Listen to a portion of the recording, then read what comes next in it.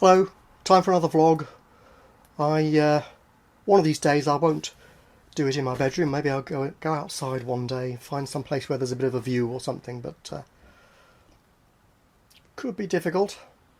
It's a bit more awkward to do that, especially in London, but maybe. I've been loosely thinking about it for the last few years, but this is just convenient. Okay, and so there you go. Yeah, so vlog.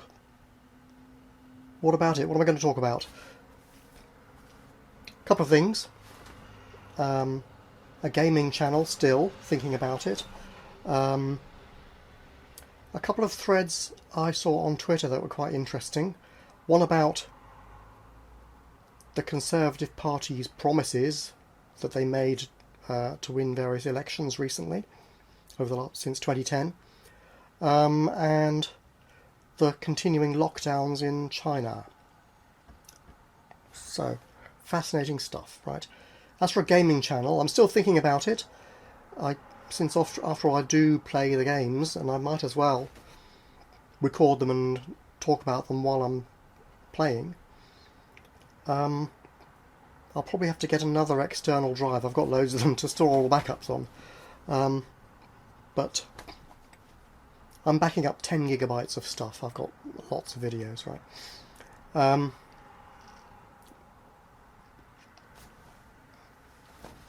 Yeah, I don't know what to call it. Distraction gaming? Enlightenment games? Because I could talk about stuff like that while playing, I suppose. But it would have to be a separate channel because, as I said before, YouTube no longer understands my gaming videos and seems to present them to the wrong users and then stops, just cuts them.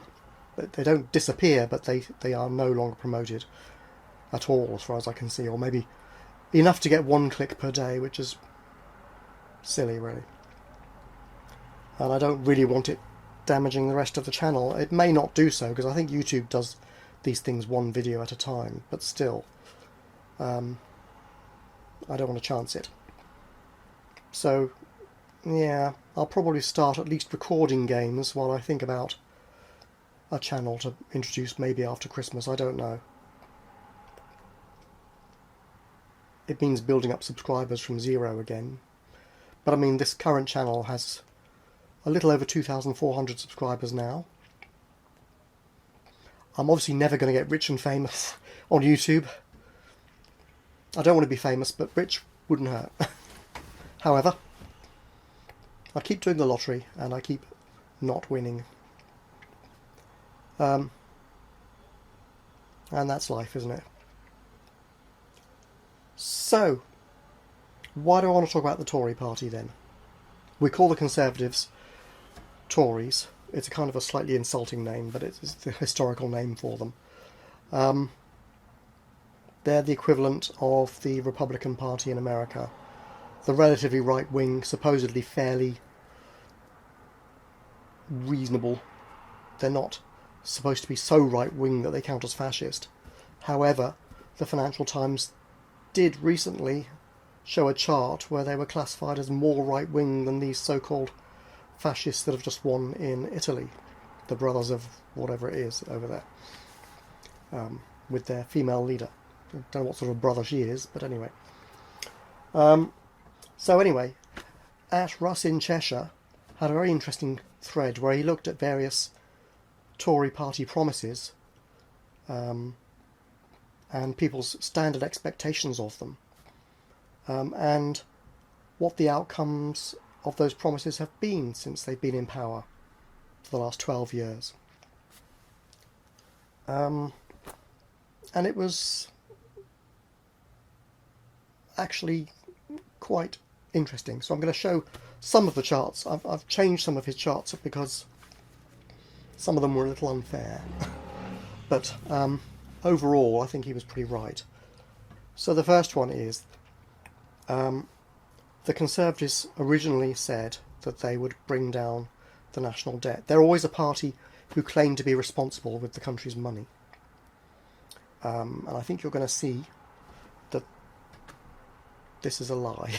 Okay, so here's a chart showing public sector net debt in the UK, and you can see that they came in from 2010 after the crash of 2008. The Labour Party lost that election deservedly. They were fully responsible for deregulating the markets and therefore precipitating the British part of that global crash. And they claimed that they were going to cut all the debts and get everything back on an even keel. But as you can see from the chart, public sector net debt has increased every year that they have been in power since then. Isn't that brilliant? Now, I think we should give them a free pass for like 2020 with you know, the big C, the COVID thing. But other than that, really, it's not a keeping of the promise. The next chart, Brexit and GDP growth. The blue curve, the upper one, is what's happened with the EU in growth for the past 4 years, as shown on this chart. It's not quite up to date. It goes up to 2020 and a bit, nearly up to 2021. But you can see that the EU is up about 15% since Brexit. Number one there is the vote for Brexit, whereas growth in the UK is still down 4% overall. The big dip in 2020 is the big C, right? Where British growth slumped by more than 20%. In fact, it was the biggest slump in British growth in 400 years, since 1709. Right. The EU slumped about, on that chart I would say it looks about 15%, but they recovered right after, and now they're up 15% overall. About 20% better off than Britain. I was in favour of Brexit, but it really isn't working out. Mainly, I think, because of Tory government incompetence. They are just leaving it to the market, which is their philosophy. But the market could do with some help.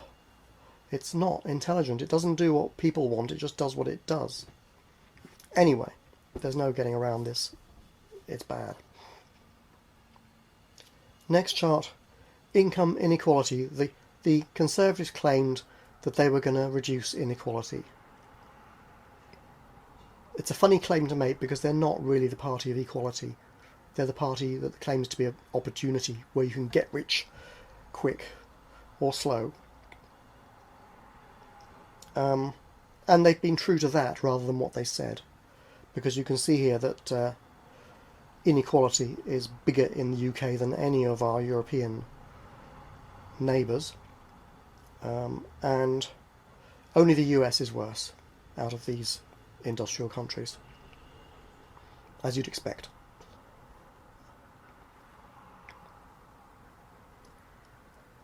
The Conservatives claimed that the NHS, the National Health Service, was safe in their hands.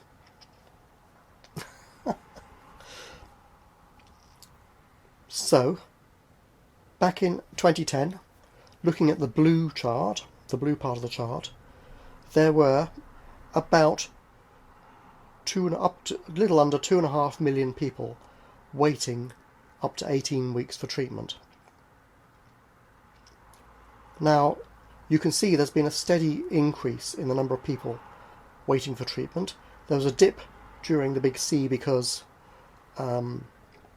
people couldn't go for treatment because... I'm surprised that it dipped. You would expect it would increase, people would wait, but I don't know. It shows a dip, strangely. However, so fewer people waiting for hospital treatment, mainly because they were told to sod off and you're not going to get any treatment because we're closed or something. I don't know. It's a bit peculiar. But anyway, it dipped during the Big C, but it went straight back to trend. And now, instead of about 2.2 million waiting up to 18 weeks, we now have 4 million people waiting up to 18 weeks for treatment. If you look at the yellow part of the chart, people waiting between 18 weeks and a year, I think I'm interpreting this chart correctly. It shows about 100,000 people or so back in April 2010 waiting 18 weeks to a year for treatment. But now the scale shows about 2 million people waiting 18 weeks to a year for treatment in April 2022. Similarly, for people waiting more than a year, the figure was a few thousand back in April 2010. You can hardly see the red line at all. And now it looks like it's a good 100,000 or so waiting more than a year for treatment.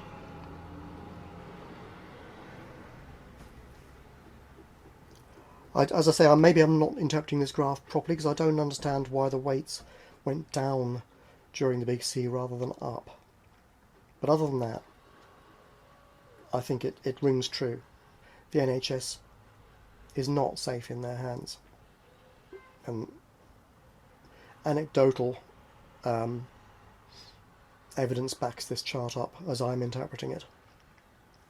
If you can explain that dip, I'd be interested to know what the cause is. Next one.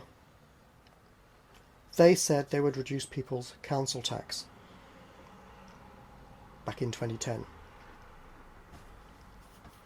Now, the red line is how much the government contributes to the council tax. These are like the local rates for the local services, bin collections and stuff like that. And the blue part is what people are paying. And as you can see, it has increased every year since they have been in power. And indeed, the government's contribution has declined most of the time. So I count that as a flat lie, really. Next one. This is a puzzling one. It's the I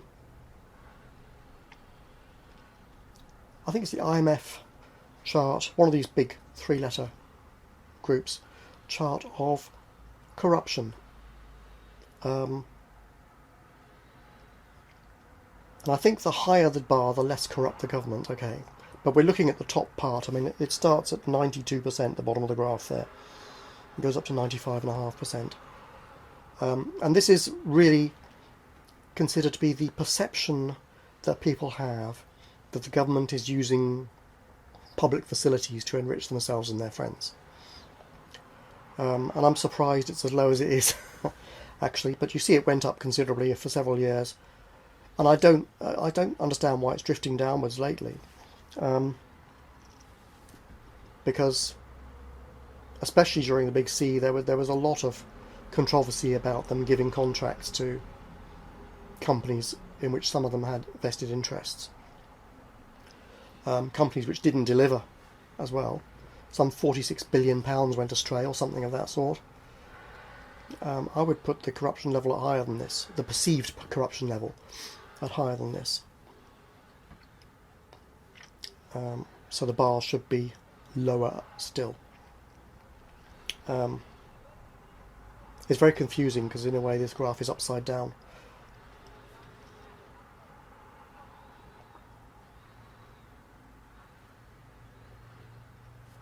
House prices.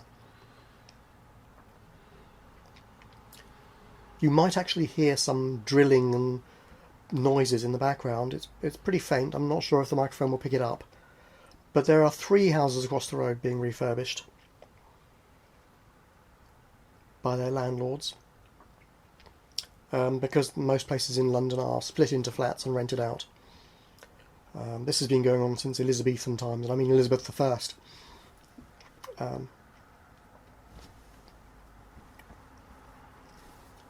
The refurbishment hasn't been going on since then, but houses being split up. The refurbishment across the road hasn't been, I mean. To me, it seems like a dodgy time to invest in property because we're right at the top of the market. It'd be okay to buy houses for cash, but obviously the houses are likely to crash and lose value. On the other hand, you've got a solid asset. The currency could collapse, disappear altogether, but you've got a house. Same with things like gold and silver. There are people saying you should invest in art and wine and stuff. I think those are too flaky, personally. I don't have the money to invest anyway. But obviously, at the moment, with mortgage prices going up and up and up as interest rates rise, the average person's mortgage payment has increased by about £500 a month now, or is looking to do so soon, if it hasn't already. Some of them are on fixed rate mortgages, luckily for now, but they're going to be expiring soon for most people. They only last for a maximum of 5 years, I think. And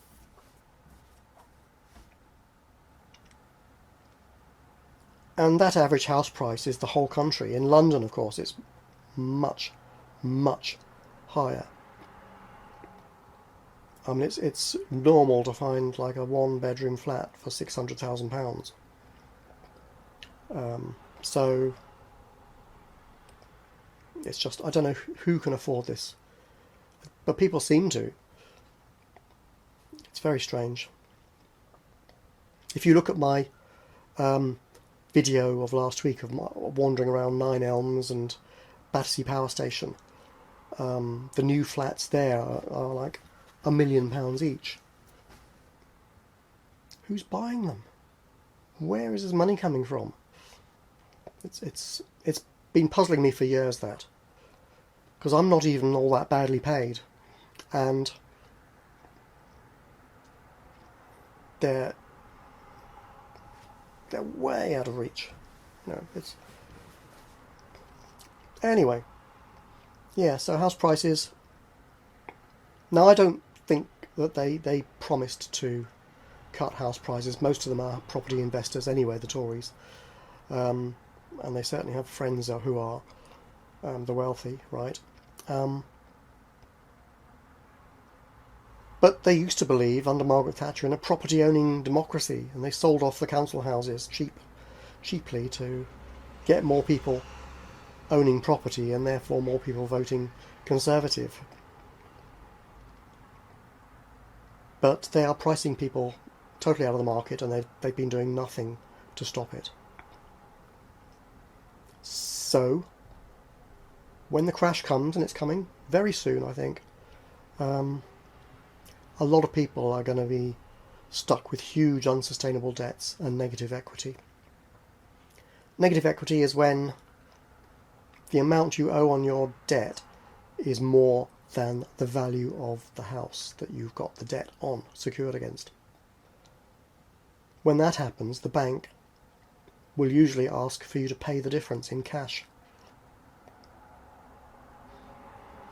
So if you have borrowed £250,000 and your house crashes in price to 200,000, say, then the bank's going to want an instant £50,000 off you.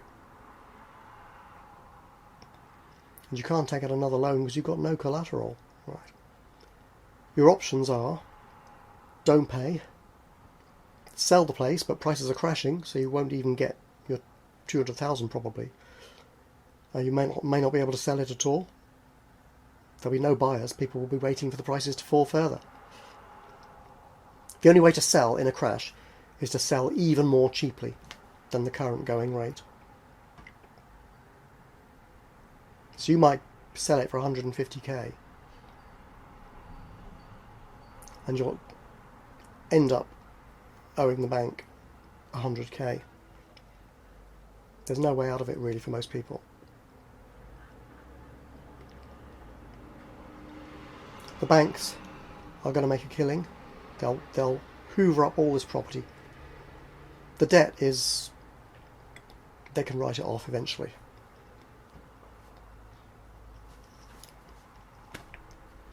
Next one.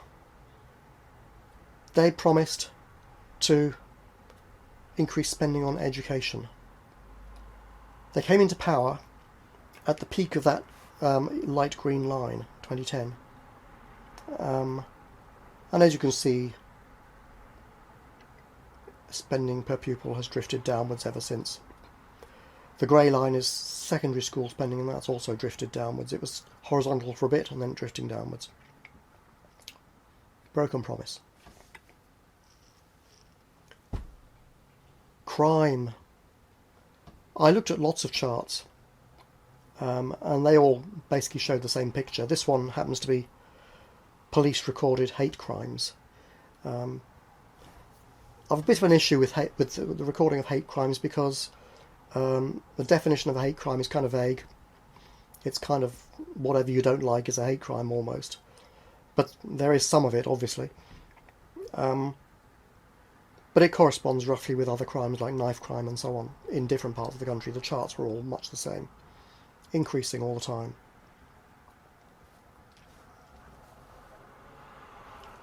I think maybe they record more hate crimes now than they used to, compared with what was reported. But even so, I think the rate is probably going up. Especially there were peaks after Brexit.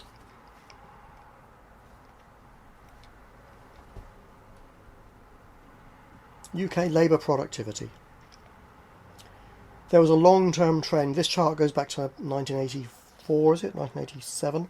Something like that. And in fact, there's another chart which goes all the way back to the 70s. The trend line is straight all the way back.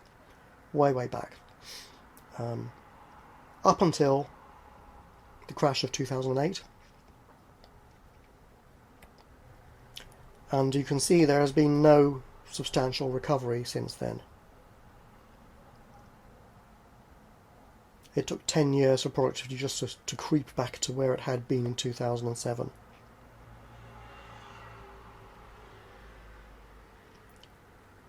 It's what I talked about in the Kondratiev curve. There has not been a proper recovery after that big peak. The whole economy's been doing this basically.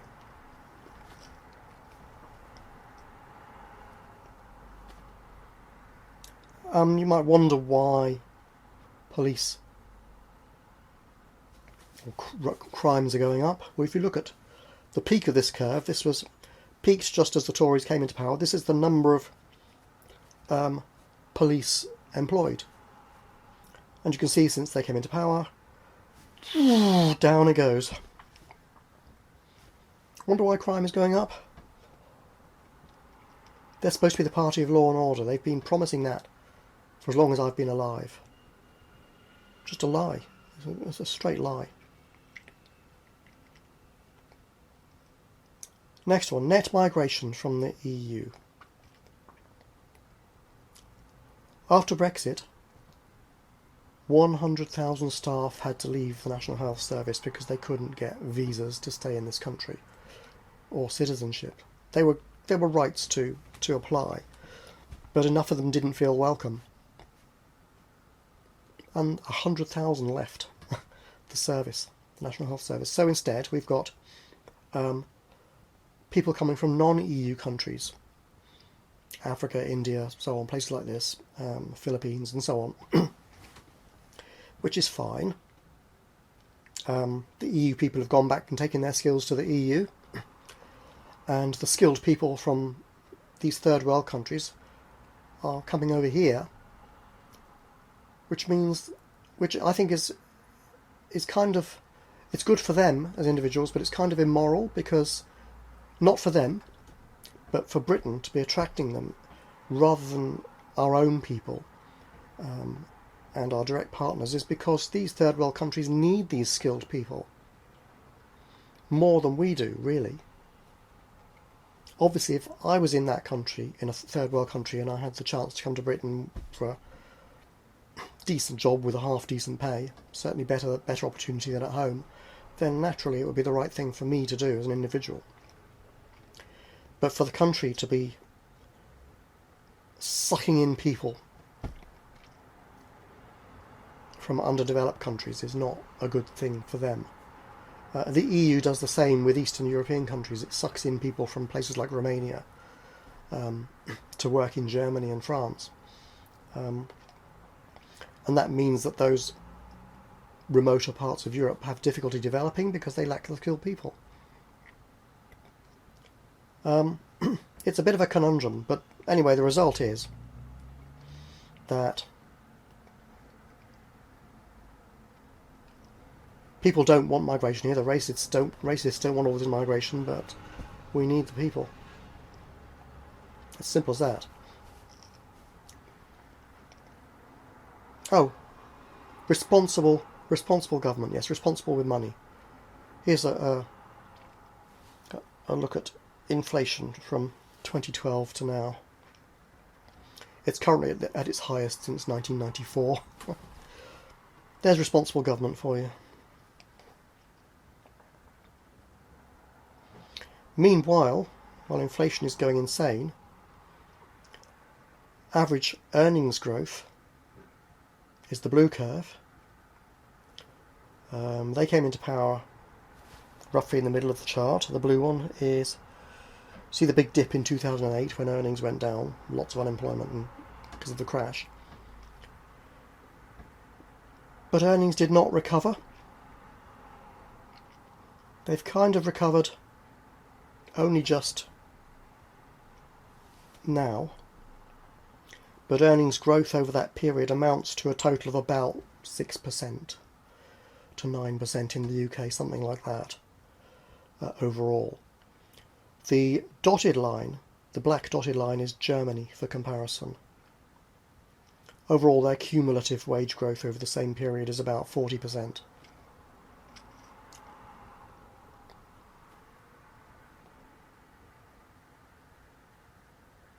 There's something strange about the way these countries are being managed, isn't there?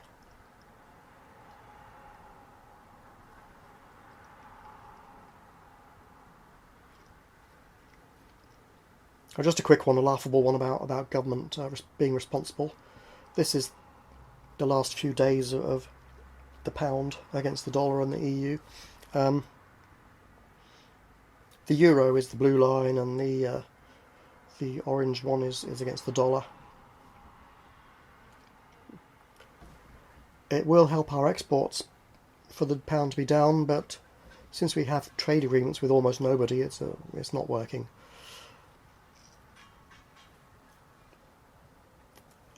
Talking about exports,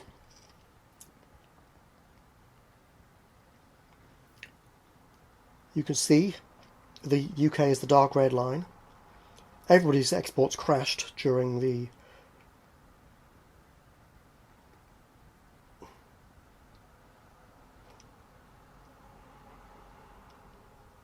Oh, that looks strange. It says January 2020. I wonder if that chart is incorrect, because I think it crashed during... Oh yes, Brexit. I was thinking of the crash in 2008. No, this was Brexit. Yeah. So there were lots of declines during Brexit. I don't know why it affected other countries. What happened in 2020? Oh, COVID. I'm being crazy here. Right. Everybody crashed during COVID, and Britain did not recover. Even the emerging economies have recovered and gained. But Britain, nah. Still down.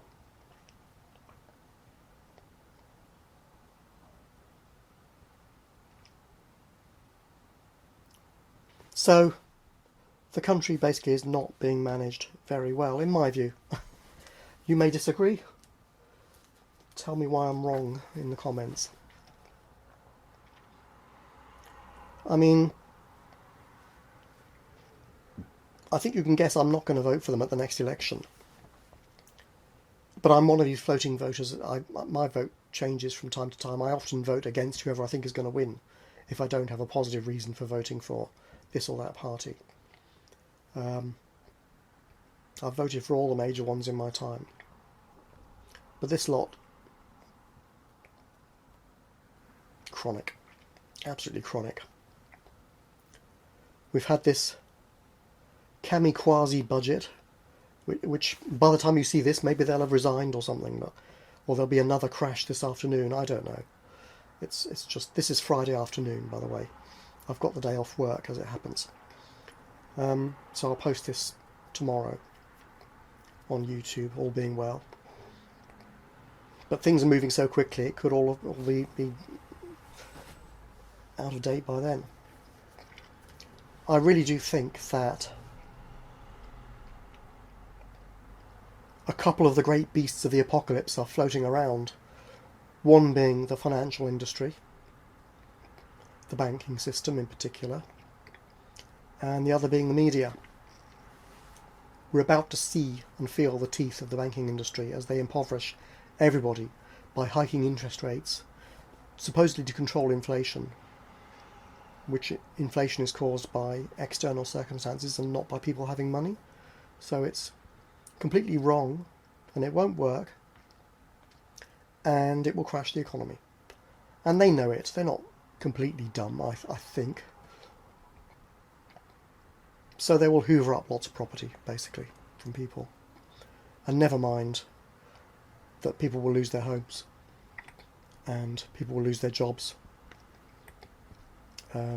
Because for 20 years, interest rates have been stupidly low because of the crash of 2008 and huge amounts of quantitative easing. So the governments are in huge debt. I showed you the chart of national debt in this country going up and up and up for the entire Conservative reign, 12 years.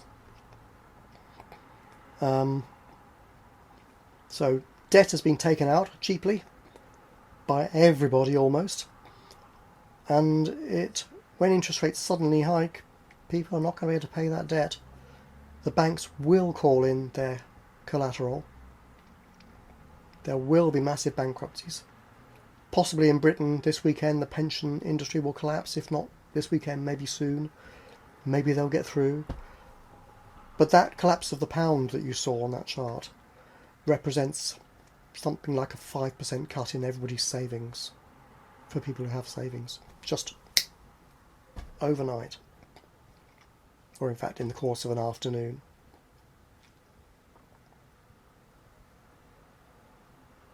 And when the banks are failing, they now have a system called, they call it debt for equity. They have the opportunity. They are now enabled to swap debt for equity. It's what's known as a bail-in. In the past, when the crash happened in 2008, the government bailed out the banks by giving them money, basically, or buying bonds. I don't know. The mechanism was essentially give them money at the expense of the taxpayers. A bail-in will still be at the expense of taxpayers, but not done through the government. Instead, the banks swap debt for equity. What that means is your money, which is deposited in the bank owes that money back to you, right? When you save money in the bank owes you that money, so you can take it out. That is a debt from the bank's point of view. I've credited them some money into your account. From the bank's point of view, that's a debt. So they can swap debt for equity. That means they can take your debt and just keep it to cover their equity, their need for collateral as their assets crash. The debts will be called in, or more security will be demanded. The cash that's there will be taken to cover that. Some of it. There are rules. In Britain, the first £80,000 you have with a given banking group is protected to some extent. I think about 80% of it, or something to that effect, is protected. But in a real emergency, that protection will be waived. They'll take whatever they need, because the whole system will collapse otherwise. And it could happen. If the whole system collapses, money the currencies will be worthless. In some countries, I think that will happen. I think Britain is a prime candidate. You never know, though. But I think we're actually seeing the speeding up of the long-term decline of Britain. It's been declining now for a century, obviously, since the Empire, which was an immoral enterprise in the first place, obviously. But But I think we have exactly the right government to tip it over the edge into an unrecoverable position, and we're going to crash back to our relatively correct position in the world. With just 60 million people, we should be a small country punching with a negligible weight in the world. We do punch way above our weight for a tiny country, still. That's going to end really soon, I think.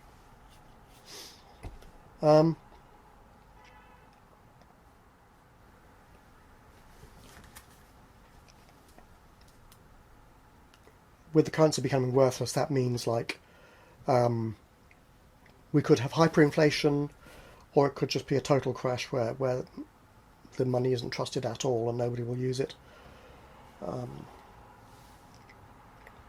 The only ways you'll have to get goods will be with barter, but who's going to have goods to sell you?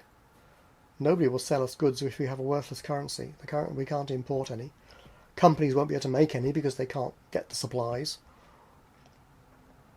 Could be very difficult.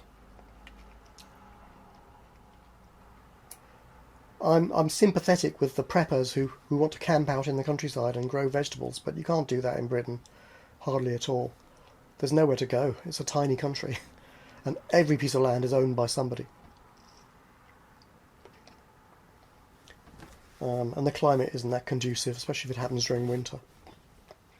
Plus we've got the risk of Vlad the Invader nuking us all, of course, now. And if not him, then Kim Jong, the wrong 'un from North Korea. So yeah, I don't see a good outcome in the short term.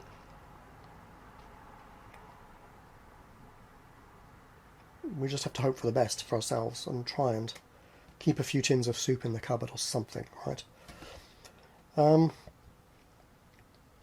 And the other great beast being the media, because they should have been preparing the public for all this for years. Instead we get mindless entertainment and rubbish and lies, frankly. And support for this party which really does just support its own friends, the wealthy. It's almost a conspiracy.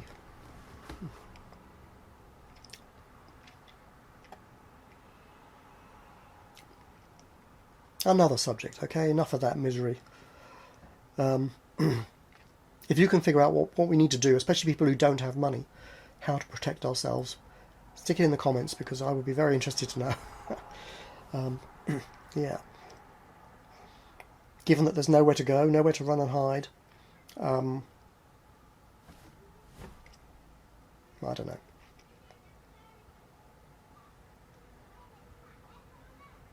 If you're religious, seek some help from God. If you're not religious, seek some help from your higher self, which does know what the right thing to do in a situation is. I was going to speak also about the supply problems, or rather these COVID lockdowns which are continuing in China. Whenever they get any cases of COVID, they like lock down a whole city of 10 million people or 20 million people. Just instant lockdown for weeks. And people are saying, this is crazy. It's affecting the world's supplies of goods, for sure. It's part of the issue with the supply problem, part of the cause of the inflation around the world, because goods are harder to get and harder to manufacture if Chinese people can't get to their factories. And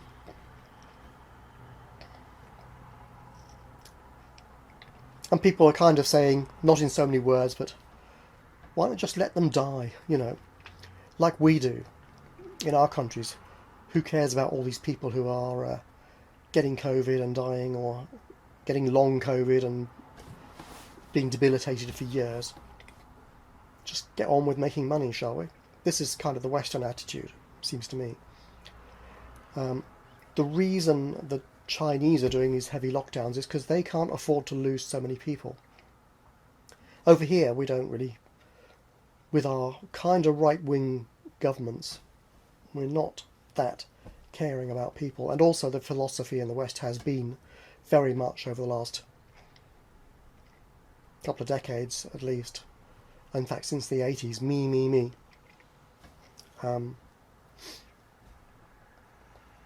And this is the outcome. People who really do not give a damn about anybody else, really. It's ego. It's excess and excessive. It's morally reprehensible, and that's where we are. Now, I'm not saying the Chinese government is morally good at all. They're morally reprehensible as well, in different ways, but still. But in the case of the lockdowns, they can't really afford to lose people because, remember, this was pointed out by Naomi Wu on Twitter, actually, at Sexy Cyborg, that remember, for 40 years they've had the one-child policy in China.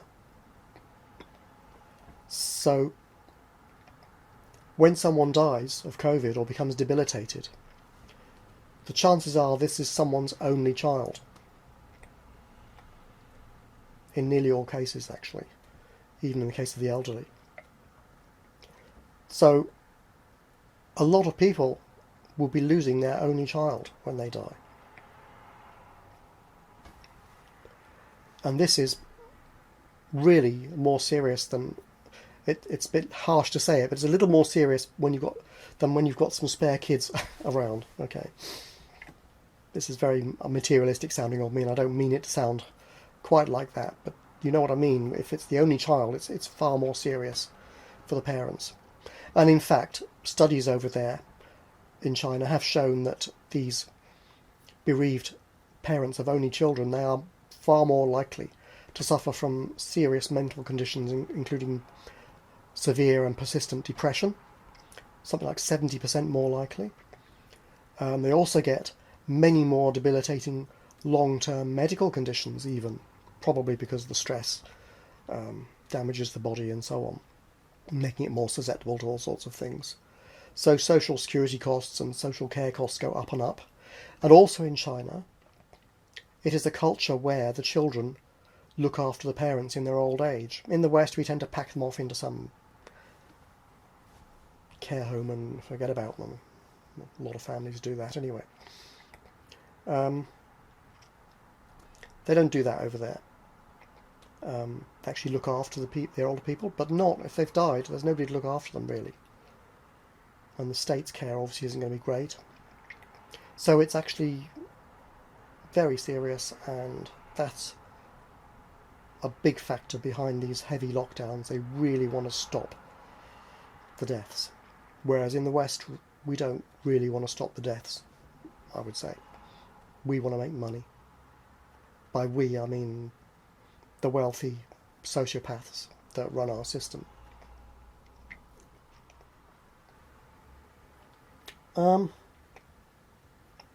The sociopaths in China take a different view of it. Right. What do you think? That's been a blog and a half, hasn't it? I suppose I better stop there. I'll try and do a more cheerful one at some point, but the economy and all that is not something I feel that I can neglect, really. Bye for now.